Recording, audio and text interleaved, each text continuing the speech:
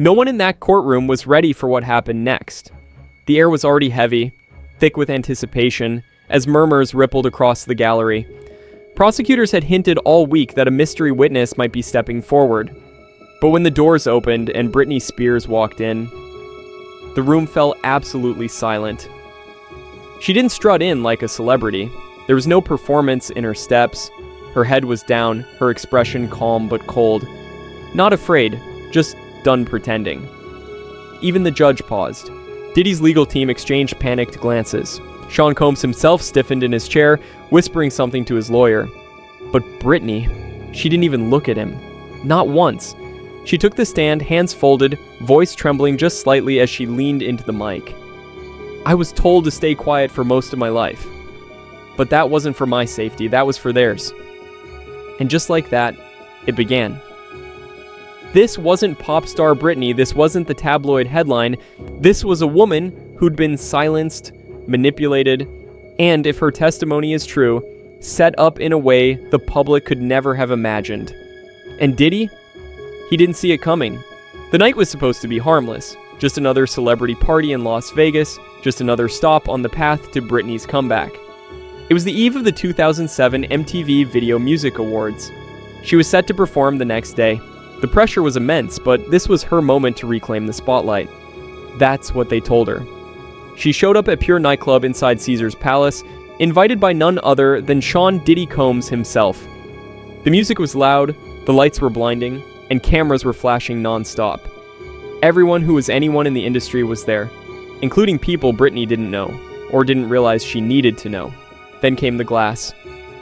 Just one, Diddy allegedly told her with a smile, handing her a flute of champagne. That's the last moment she remembers clearly. What followed, according to her testimony, wasn't drunkenness. It was something else, something darker. My thoughts slowed down. The room spun.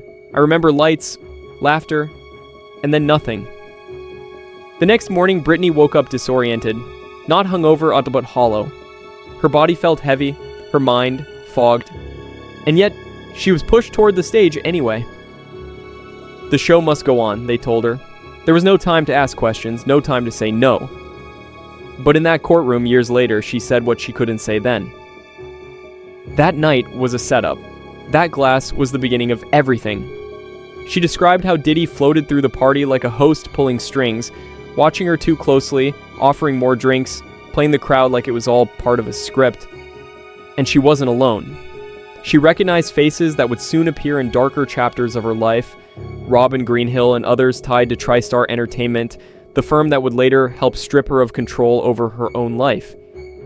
They weren't just there to party, they were there to watch, to push me toward what they'd already planned. She didn't know it yet, but that night was the first domino in a chain that would lead to 14 years of silence, surveillance, and legal imprisonment. And at the center of it all, smiling from the crowd, was Diddy. The performance had barely ended when Britney's phone lit up with messages. But these weren't from friends checking in or industry support. They were from people with an agenda, people she barely knew but who were suddenly everywhere. Her father, Jamie Spears, a manager named Larry, and a soft-spoken woman who would soon become one of the most powerful forces in Britney's life, Lou Taylor. They said I was spiraling, that I needed structure. But it was only weeks after that night. They were already talking about taking over everything. In court, Britney's voice didn't waver. She described how Lou Taylor didn't sound concerned. She sounded prepared, calm, too calm, like someone who'd been waiting for this exact moment. Then came the appointments. Psych evaluations, rehab suggestions, legal meetings she didn't remember agreeing to. Her entire life began shifting and she didn't understand how or why.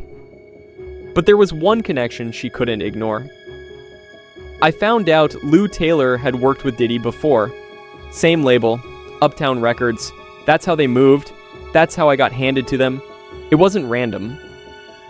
According to Britney, it was all part of a network, a machine, where the same names kept circling back. Diddy, Lou Taylor, Robin Greenhill, TriStar Entertainment. And they weren't just managing her career, they were rehearsing her imprisonment. She told the court that TriStar employees were already building the framework of her conservatorship before she even knew what that word meant. They made it sound like help, but it was control. And they didn't waste any time. She even pulled out a photo, a screenshot from a Hollywood Reporter article, showing Lou Taylor's industry ties, including past connections to Diddy's circle. I didn't just end up with the team that ruined my life. I was delivered to them. This wasn't just about fame or family, this was about a power structure, one that began tightening its grip the moment she stumbled off that VMAs stage. And once it locked in, it didn't let go. Britney always suspected something about that night didn't add up. The way she blacked out, the way people acted like nothing happened, the way the narrative shifted overnight. But nothing prepared her for what she would later learn. During her final months under the conservatorship, Britney testified that she was contacted anonymously. The person claimed to be a former employee of TriStar Entertainment. What they told her, it changed everything. They said there was footage from that night, security video, raw, unedited, and it never made it to hotel records. According to the whistleblower, the footage showed Britney at Diddy's party in Pure nightclub. She's seen dancing, smiling, and then being handed a glass of champagne by a man in a gray suit. A man she later identified as one of Diddy's close assistants. Moments later, she starts to stumble. I sit down. I look dazed. Then a group of men surround me, and the footage cuts out. She told the court she never saw herself leave, never saw what happened next. But to her, the message was clear. That video proves I wasn't in control, that I didn't just walk out of there on my own. What's worse? She says the footage wasn't destroyed, it was archived, filed away in TriStar's offices, labeled, categorized, weaponized. They called them insurance reels, according to her source. Videos not just of Britney, but of other women, other artists, other targets, filmed at parties and hotel rooms, even in bathrooms. They didn't just film me, they kept me, like leverage, like proof I could never fight back. The room was silent as Britney said those words, and for the first time, she looked Diddy dead in the eyes. You said you were trying to help, but I was the one who got locked in a room. I was the one who lost 14 years of my life. And the worst part? Those tapes, the ones that proved she was in danger, weren't used to help her. They were used to control her, to show lawyers, judges, and the public exactly what they wanted them to see. They used my lowest moment as evidence, not of what was done to me, but of who they wanted the world to believe I was. Britney said the world never saw the real video, because the real video didn't serve their narrative, so they buried it and kept the power. After the headlines moved on, Britney's real nightmare was just beginning. In court, she described a life that didn't look like rehab, it looked like prison. Controlled medication, isolation, surveillance so extreme, it felt like a reality show where she was the only one not in on the script. They said I needed help, but all they did was drug me until I couldn't speak. She was shuttled between treatment centers, from a Caribbean facility to Malibu, then back home. But not her home. Not really. Wherever she went, they followed. Lou Taylor, Robin Greenhill, the lawyers, the handlers. They controlled her finances, her medical decisions, even her schedule. I didn't drink, I didn't party, I was surviving. But they treated me like a criminal. And the drugs? That was the most devastating part. Britney testified that she was put on a medication without consent, something that caused severe memory loss and emotional flattening. She couldn't remember what day it was, couldn't focus, couldn't feel much of anything. I'd stare at walls for hours, and when I asked why, they told me I signed off on it. But she hadn't. She remembered a moment when a form was handed to her, TriStar's logo at the top, a blank signature line at the bottom. She was scared. She didn't want to lose her kids. So she signed. The next day, the conservatorship began. From there, everything spiraled. Every time she pushed back, skipped a dose, refused a photo shoot, asked to go outside, she was punished. More meds, tighter restrictions, more surveillance, and always the The same names behind it all. Lou Taylor, Robin Greenhill, Traystar. Robin wasn't just some assistant. She was my handler. She approved wire transfers. She monitored my messages. She knew everything. Then came the cameras. According to Britney, she wasn't just tracked. She was watched. Constantly. There were cameras in every room, even her bedroom. She wasn't allowed to shut the door. Even my Google searches were tracked. If I looked up my own name too many times, they'd lock the iPad. And it went even deeper. She testified that black box security, hired by her father, was working directly with TriStar. Robin Greenhill allegedly set up mirrored iCloud accounts to monitor every message, every photo, every call. They didn't just control me, they erased me. She paused, then delivered the line that dropped the courtroom into dead silence. They didn't treat me like a person. They treated me like a property line, like a franchise to be managed. And through all of it, she said Diddy knew. She believes he was kept updated, that he watched it unfold and did nothing. He started the show, and he kept watching, from a distance, silently, comfortably. September 9th, 2007, the day the public thought Britney Spears lost control. But according to her, it wasn't a meltdown. It was the final act of a setup that had been carefully staged, not just by handlers or executives, but by an entire machine that needed her to fall. They didn't want me to fail by accident. They needed me to. She said the moment she stepped onto that stage, she was still reeling from the night before. Her body weak, her memory foggy, her instincts screaming that something wasn't right. I was dizzy. I couldn't focus. I wasn't myself.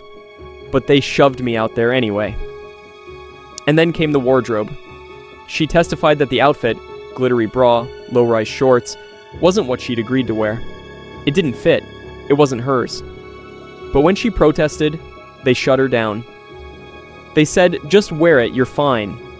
But I wasn't. And they knew it. The lights came on.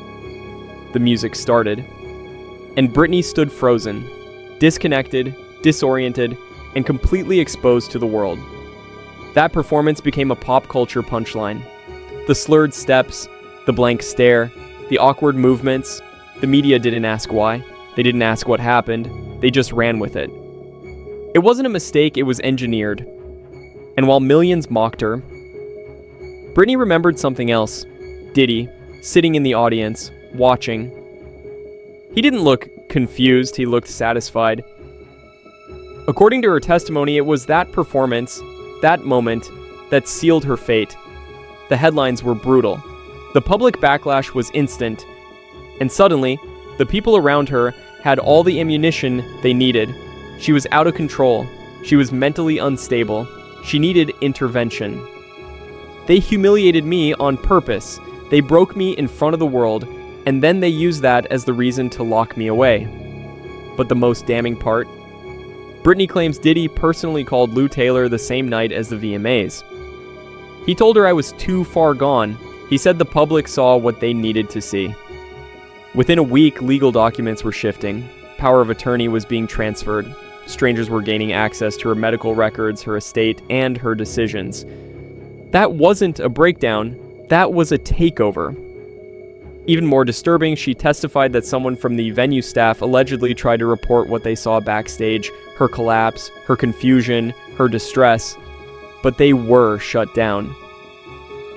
I was told Diddy had connections with every media outlet that covered the VMAs that year. That's why the story flipped so fast. One moment, she was a comeback queen. The next, she was a punchline. And just like that, the public handed the keys of her life to the very people who orchestrated her collapse.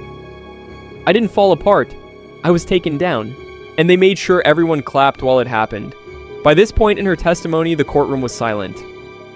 No interruptions, no distractions, just the weight of everything she'd carried for over a decade. And then she reached into her pocket. A folded note, visibly worn, its corner softened from being opened too many times. It wasn't evidence in a legal sense. It was evidence of something deeper, heartbreak, betrayal, and a question that had gone unanswered for years. I wrote this to Diddy in 2009, she said, her voice steady. but I was never allowed to send it." She unfolded the page with care like it was fragile. And then, in front of the judge, the jury, and the man who allegedly started it all, she began to read. "I hope it was worth it, whatever they promised you, because you helped them hurt me." The words didn't come with anger, they came with clarity, years of silence condensed into a few haunting lines. "I don't know if you'll ever admit it, but I know you did. I saw it in your face the night you toasted me before the VMAs. You knew I was being set up, and you smiled." Not a single breath stirred in the courtroom. Diddy didn't speak, didn't flinch. Britney folded the note again and slipped it back into her pocket like a final chapter. Finally written. "I'm not doing this for money, I'm not doing this for fame." She looked straight at the jury, her voice unwavering. "I'm doing this because I want my kids to know the truth. I want them to know their mother wasn't a failure. She was framed." She turned to the judge. "For 14 years I begged for someone to listen. Now you have. Don't look away again." And with that, Britney Spears stood up. Not as the pop star they once paraded, not as the media's broken doll, but as the woman who finally said what they never wanted the world to hear. She walked out of the courtroom in silence. But this time, everyone else was the one holding their breath. What started as a drink at a party turned into 14 years of silence. A single performance became the excuse to erase her voice, and a smile from the wrong person may have sealed her fate. But now, she's speaking, loudly, clearly, unapologetically. And maybe, just maybe, the world is finally listening. So the next time you see a celebrity breakdown, a viral clip, or a carefully crafted headline, ask yourself, who benefits when they fall? And who made sure you watched?